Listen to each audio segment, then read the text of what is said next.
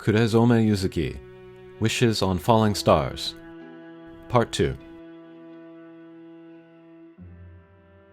From that summer family vacation, 4 years passed. The boy was about to graduate from junior high school, and when spring came, he would go to the same high school as his sister. The entrance exams were done, and the boy loitered in an empty classroom after school. Next month, the falling star shower would come, and his classmates planned to sneak onto the roof of the school to observe it. But the boy had a vow to see it with his family.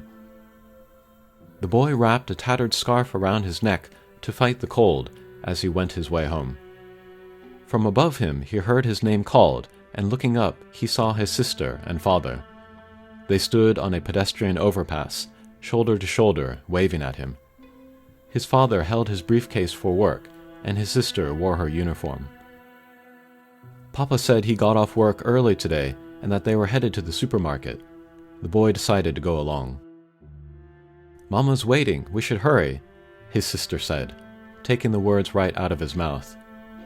She began to roam the supermarket. Into the shopping basket his father held, his sister deftly filled it with half-off goods like barely good meat and faded vegetables. The boy tried to help by picking out some things, but his sister refused them, gently saying they were a bit expensive. It was better to leave it up to the value hunter, his sister. They could not afford the fresh things. Their family was heavily in debt, after all. It was a different time from 4 years ago when they went on their vacation to the island in the south. Their mother became a guarantor of her friend's debts. Her best friend got wrapped up in trouble with her charity work for children with incurable diseases, donating too much accidentally. Their mother sympathized with her trouble and became a guarantor. She hid this decision from her family. Even after finding out this fact, the boy's father did not get angry at his mother. Their mother's friend is now dead. She borrowed money, even stole from the company. When it was discovered what she was doing, she committed suicide. The boy's father, on seeing the mother's despair at losing her dear friend, could not in good conscience get angry at her.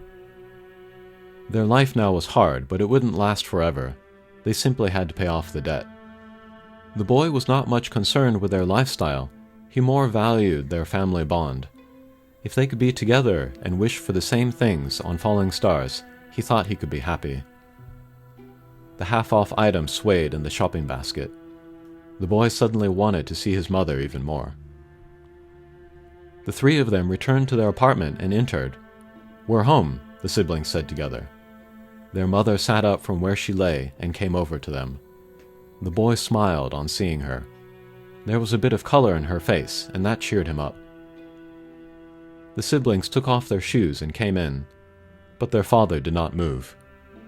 The boy's sister turned back to look at him. He stood under the light, and his face was illuminated, but the light only emphasized the dark circles under his eyes. He worked from dawn to late into the night every day, and his face was haggard. "You left the light on," he muttered in a strained voice. He looked towards their mother. "It's a waste of money to leave the light on, I told you before." Their mother quickly apologized. A heavy, chill atmosphere fell around the family. It was rare for their father to get irritated, and the boy felt something in the pit of his stomach. "Well, what should we have for dinner tonight?" The bright voice of the boy's sister cut through the atmosphere, and the kindness returned to their father's eyes. The sister whispered to the boy, "It'll be all right."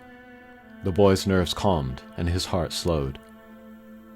The sister washed her hands and began preparing dinner. Watching his sister skillfully move, the boy knew all he could do was watch and wait. He still tried to offer to help, but she told him, "I've got it, you watch TV," and banished him from the kitchen. Watching her in profile, the boy remembered something from their youth. One day, mother was not feeling well, and father worked in the kitchen instead.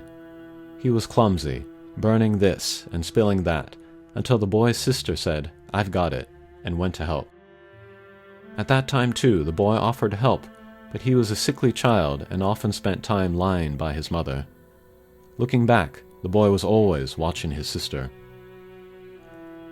After a while, Mama and Papa's favorite foods were lined up on plates. There were fluffy omelets for Papa. There was carrot and onion soup, easy to digest, for Mama. There was hot bread, freshly toasted, and for dessert, apples roasted tender, covered in sugar and spices. One would never think such a feast was from half-off, nearly expired ingredients. "What would you like to drink?" the sister asked. Their parents' faces broke into smiles, answering her.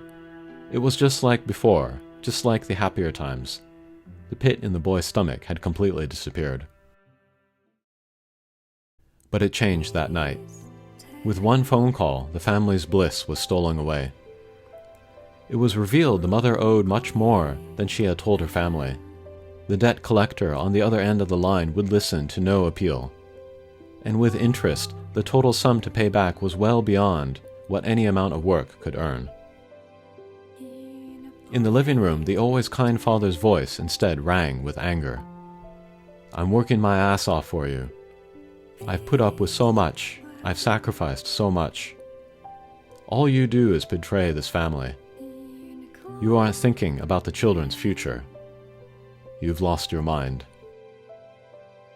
The boy and his sister were frozen in place, overwhelmed. The tormenting words fell on their mother like a burning meteorite.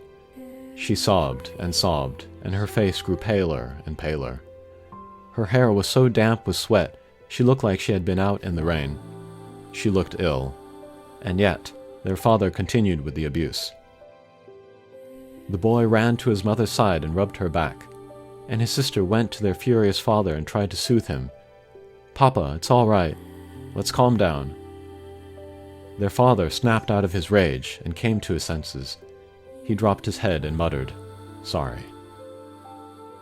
But from then on, their father raged at their mother every day. The boy's sister did her best to keep their parents apart, but talk about the debt always came up.